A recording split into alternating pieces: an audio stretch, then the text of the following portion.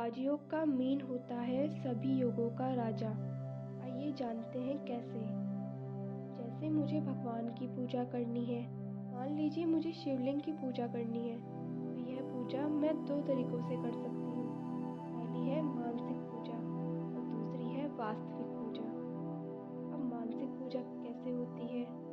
जैसे मैंने अपने मन में भाव उत्पन्न किया कि मैं शिवलिंग पर पंचद्रव्य चढ़ा रही हूँ, बेलपत्र चढ़ा रही हूँ, चंदन घिसकर शिवा को लगा रही हूँ, कपूर जला रही हूँ और शिवा उसे खुश होकर ग्रहण कर रहे हैं।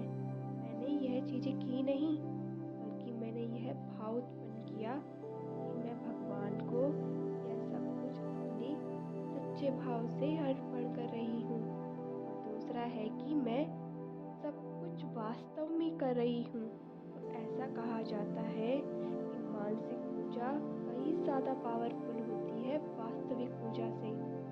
ऐसा ही एक दूसरा एग्जाम्पल है कि जैसे मैं कोई मेडिटेशन कर रही हूँ, परमात्मा मेरा बेस्ट फ्रेंड बनकर मेरे सामने बैठे हैं और मैं उन्हें सब कुछ बता रही हूँ कि बाबा मुझे ऐसा कैसा करना है, मुझे यह किस तरीके से करना चाहिए। तो जितनी भी बातें हम अपनी बेस्ट फ्रेंड से करते हैं, वो सब बातें मैंने अपने बेस्ट फ्रेंड परमात्मा से कर ली।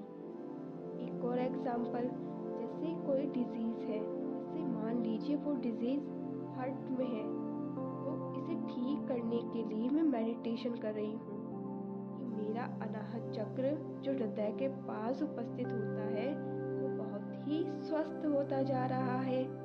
मेरी बीमारी खत्म होती जा रही है, जबकि मेरी बीमारी अभी तक ठीक नहीं हुई, लेकिन रेगुलर ये प्रैक्टिस अगर मैं करती हूँ तो धीरे धीरे ऐसा प्रोसेस होता है कि मैं ठीक होने लगती हूँ।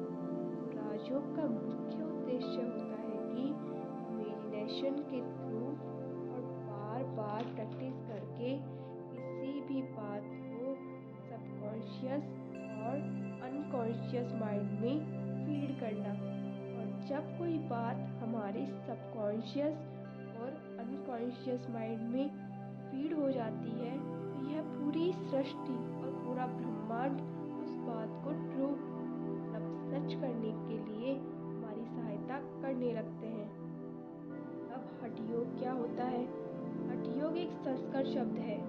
हठ शब्द दो अक्षरों से मिलकर बना होता है और ठ। ठ का मतलब होता है हकार या सूर्य नाड़ी या दायां स्वर, और ठ का मतलब होता है ठकार या चंद्र नाड़ी या बायां स्वर। इसे उसी एग्जाम्पल के द्वारा समझते हैं कि मान लीजिए मुझे अपने हार्ट में कोई डिजीज़ हुई और मेरा हृदय अनाहत चक्र के पास मौजूद है। अगर हमारे चक्र सही तरीके से काम नहीं करते तो फिर हमारे शरीर में बीमारियां उत्पन्न होने लगती है। तो अगर मैंने अपने अनाहत चक्र को सही तरीके से काम करने के लिए शारीरिक क्रियाएं जैसे कपालभाति, अनुलोम विलोम आदि क्रियाएं की, तो यह प्रक्रिया हठ योग के अंदर आती है। और जब मैंने मानसिक रूप से सोचा कि मेरा अनाहत चक्र ठीक हो रहा है, तो यह प्रक्रिया राजयोग के अंदर आती है। हठ योग का मुख्य उद्देश्य होता है ईड़ा यानी चंद्र नाड़ी तथा पिंगला यानी सूर्य नाड़ी को बैलेंस करके सुषुम्ना नाड़ी को जागृत करना। और जब सुषुम्ना नाड़ी जागृत होने लगती है तो मूलाधार चक्र से कुंडलिनी शक्ति सहस्त्रार चक्र तक पहुंचने का प्रयास करती है। ऐसा माना जाता है कि मूलाधार चक्र में शक्ति का वास होता है और सहस्त्रार चक्र में शिव का वास होता है।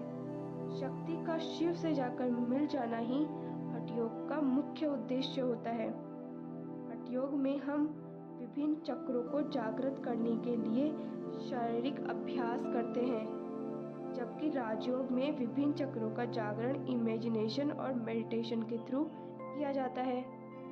राजयोग का लक्ष्य समाधि के रूप में जाना जाता है।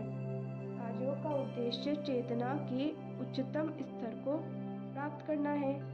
समाधि तथा चेतना के उच्चतम स्तर को प्राप्त करने के लिए मुख्य अभ्यास ध्यान है। हठ योग का मुख्य उद्देश्य कुंडलिनी को जागृत करना है और इसकी मुख्य पद्धतियाँ आसन, प्राणायाम, मुद्राबंध और षटकर्म है।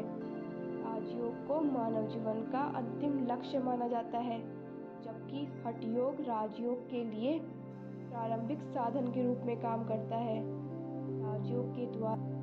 राजयोग के द्वारा हम इस ब्रह्मांड के कठिन से कठिन कार्य को कर सकने में सक्षम हैं, लेकिन इसके लिए एक बहुत ही महत्वपूर्ण साधन है हमारा शरीर, और शरीर को वज्र के समान मजबूत बनाने वाला हथियार ही हठ योग है।